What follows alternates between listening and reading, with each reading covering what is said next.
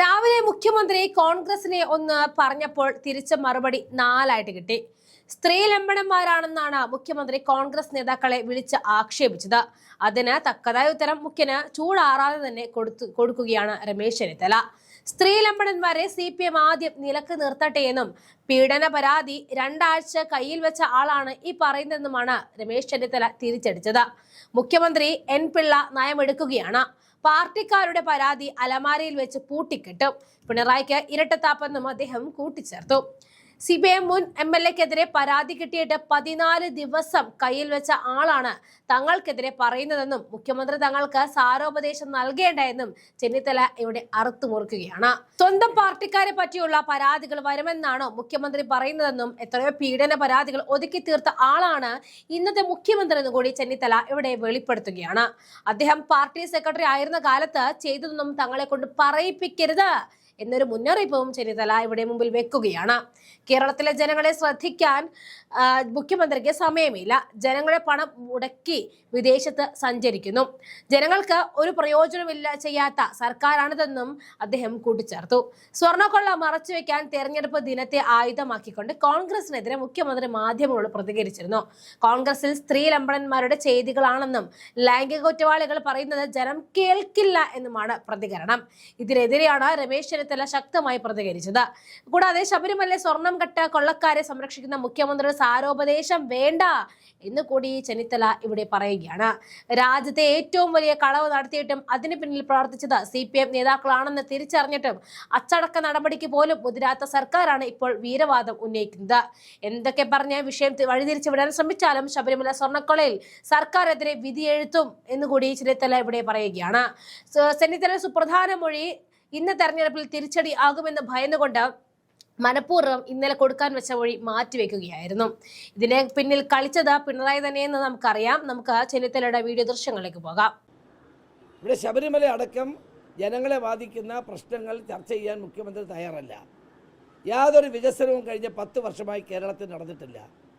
ഒരു വൻകിട വികസന പദ്ധതിയും കേരളത്തിൽ കൊണ്ടുവന്നിട്ടില്ല. ഇതെല്ലാം ആളുകളെ കബളിപ്പിക്കാൻ വേണ്ടി മുഖ്യമന്ത്രി നടത്തുന്ന ചില പ്രസംഗങ്ങൾ മാത്രമാണിപ്പോൾ.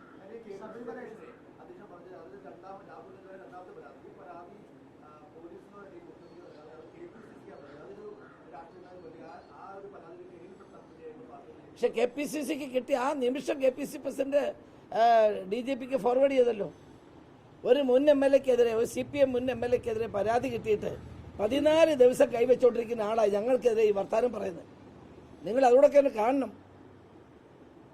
ഒരു മുൻ MLA-ക്കെതിരെ പരാതി കിട്ടിയിട്ട് 2 ആഴ്ച കൈവച്ചുകൊണ്ടിരിക്കുക. എന്നിട്ട് ഞങ്ങൾക്കെതിരെ വർത്താനം പറയുന്നത്. ഹൈക്കോടതി പോയി ശ്രീപീഡനത്തിന് ഹൈക്കോടതി പോയി സ്റ്റേ വാങ്ങിച്ചിരിക്കുന്ന ആളിനെ കൂടെ നിർത്തിക്കൊണ്ടാണ് ഈ വർത്താനം പറയുന്നത്.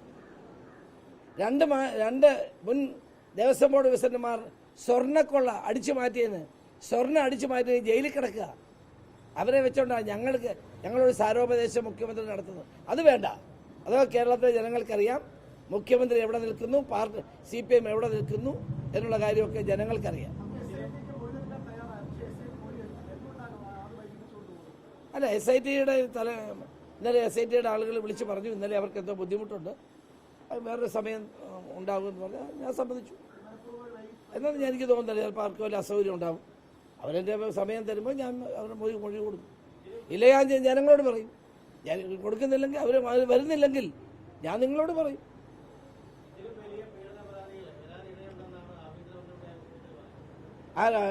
സ്വന്തം പാർട്ടിക്കാരെ പറ്റിയാണോ?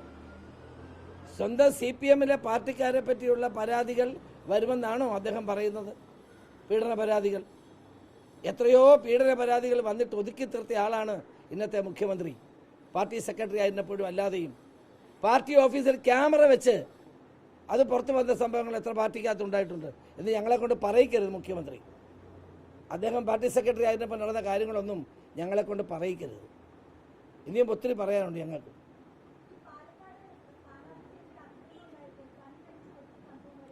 വളരെ ദൗർഭാഗ്യകരമാണ്. പാലക്കാട് KSUവിൻ്റെ ഒരു നല്ല സജീവ പ്രവർത്തകൻ്റെ കണ്ണടിച്ച് പൊട്ടിച്ചു. അവിടെ BJPക്കാരാണ് ആക്രമണം നടത്തിയതെന്നാണ് അറിയാൻ കഴിഞ്ഞത്. അത് ശരിയായ നടപടിയല്ല. പോലീസ് ശക്തമായ നടപടി ഇക്കാര്യത്തിൽ എടുക്കേണ്ടിയിരിക്കുന്നു.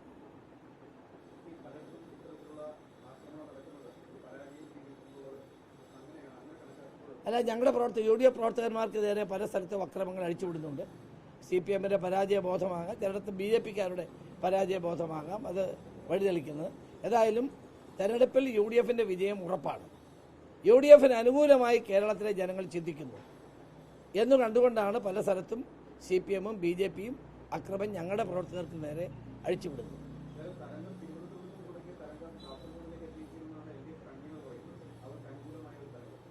അല്ല, ഞങ്ങൾക്ക് പറയാനുള്ളത്, ഞങ്ങൾക്ക് വളരെ ശുഭപ്രതീക്ഷയാണുള്ളത്, വളരെ സംതൃപ്തിയാണുള്ളത്. നല്ല പ്രവർത്തനം കാഴ്ചവെച്ചു. ഒരു കാലത്തുമില്ലാത്ത നിലയിൽ പാർട്ടി ഒറ്റക്കെട്ടായി ഒരുമിച്ച് നിന്നു. അതുപോലെ തന്നെ UDF ഒരുമിച്ച് നിന്നു. ജനങ്ങളുടെ അടുക്കൽ കാര്യങ്ങൾ പറഞ്ഞ് ബോധ്യപ്പെടുത്താൻ ഞങ്ങൾ ശ്രമിച്ചിട്ടുണ്ട്. അതിനനുകൂലമായി UDFന് അനുകൂലമായൊരു തരംഗം, UDFന് അനുകൂലമായൊരു ചരിത്ര വിജയം ഉണ്ടാകും എന്ന ശുഭപ്രതീക്ഷയിലാണ് ഞങ്ങൾ.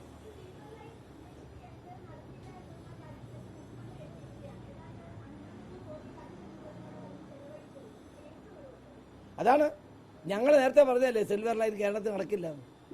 അന്ന് ഞങ്ങളെ എന്തെങ്കിലും ആക്ഷേപമാണ് അദ്ദേഹം നടത്തിയത്. ഇപ്പം സ്വയം തോന്നിയല്ലോ ഇത് നടക്കില്ല എന്ന്.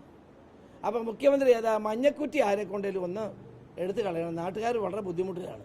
ഇട്ട മഞ്ഞക്കുറ്റികൾ ഇനിയെങ്കിലും ഇട്ട ഉദ്യോഗസ്ഥന്മാർ കേരളയിലെ ആളുകളെ കൊണ്ട് അതൊന്ന് എടുത്തു കളഞ്ഞാൽ ആളുകൾക്ക് ഭൂമി വിൽക്കാം, ആളുകൾക്ക് ഭൂമി പണയപ്പെടുത്തി ലോൺ എടുക്കാം, ഇതൊക്കെ ചെയ്യാം. ഇപ്പം സ്വയം ബോധ്യപ്പെട്ടല്ലോ കേരളയിൽ നടക്കില്ലെന്ന്. ആ കുറ്റിയെങ്കിലും ഒന്ന് പിഴുതു കളയണം. ആളുകൾ